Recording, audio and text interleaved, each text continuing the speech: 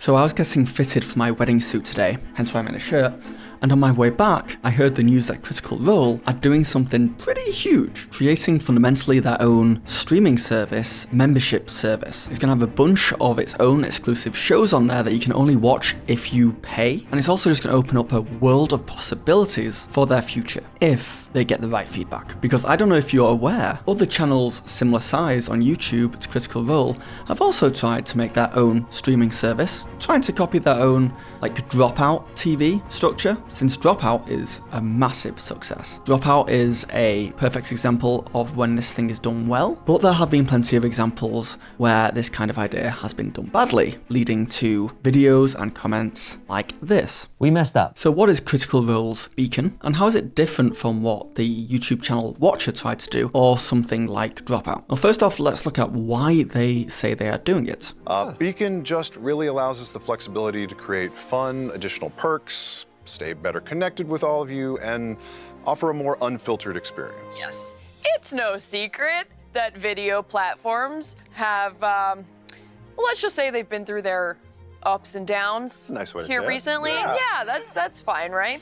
It's not uncommon for our content to get demonetized because we all have the vocabulary of teenage sailors. Yeah. Or on the extreme other end of the spectrum, we'll sometimes have ads run in front of our content that don't really vibe with our beliefs. Yep.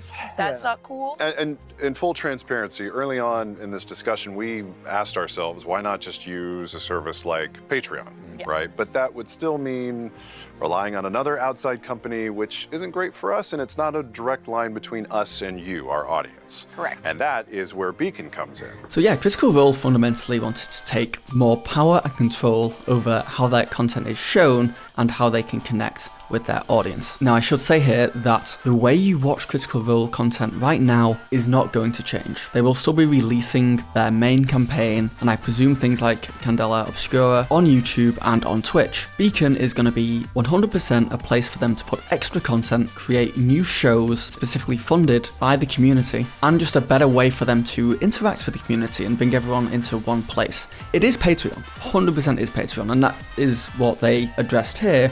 Why didn't they just use a Patreon like most other creators under the sun? And Travis is right, you still have a third-party provider, and Patreon goes through a lot of changes. They change things up quite often. And also, if you can create your own version of that, why not? So what exactly will you find on Beacon?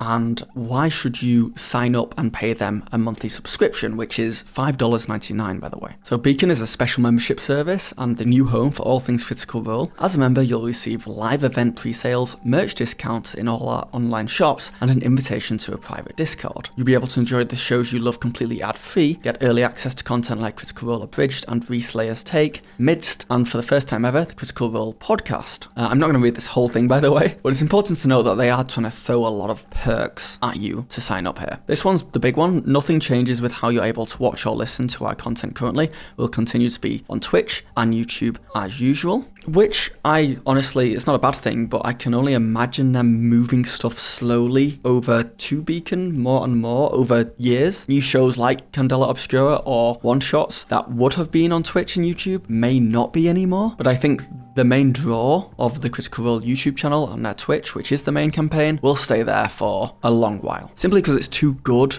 at bringing in a new audience, and they will lose that reach if they moved everything over to a separate streaming service. Please know this is just the beginning. They're going to be scaling this, making it bigger, adding things, probably experimenting with different things a fair bit as well, seeing what works and what doesn't work. And it's important to note before you sign up for a year-long subscription, which you can get for $59.99, Beacon may look incredibly different from what it is right now in 6 months. We don't know. So what's going to be on Beacon? Well, there's going to be 2 exclusive shows that you will only be able to watch on Beacon.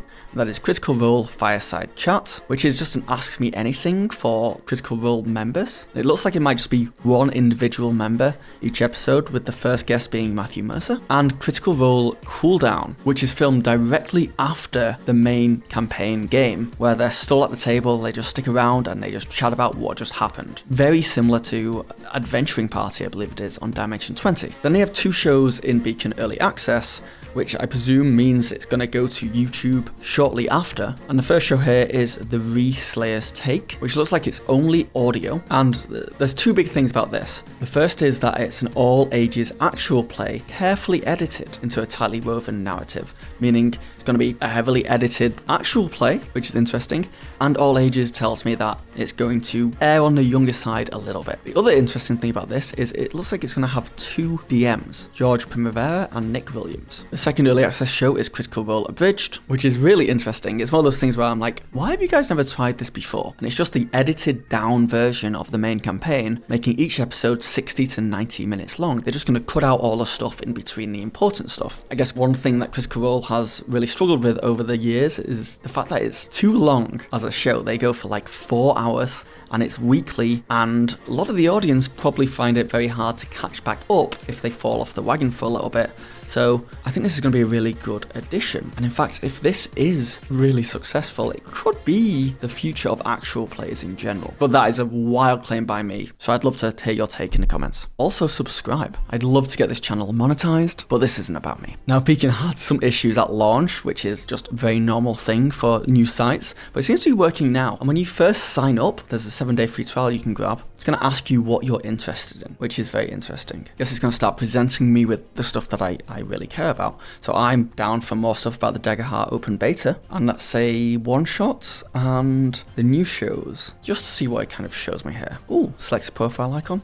Surprised there's not a lot more than this, but this must be one of those things that I'm probably going to be adding a lot more in the future, or the ability to make my own. And now we're in. We've got a featured section, which is stuff that they want me to watch. We've got latest videos section, audio only section, a news section, series section, and this is fun. Can't decide, take a chance, roll the dice, and I'm guessing it will just throw me into a random piece of content, which, yeah, it chose one for me.